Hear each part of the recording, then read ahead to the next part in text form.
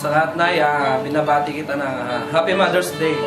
Pagkat malayo ako sa inyo pero ando ang presensya ng Lord na nagbibigay ng kalapit sa aking puso at isipan. Kaya Nay, malayo man kayo pero kasama ko kayo lagi sa aking panalangin na ibigay din sa inyo ang kaligtasan ng ating Lord na makakilala rin kayo sa Kanya.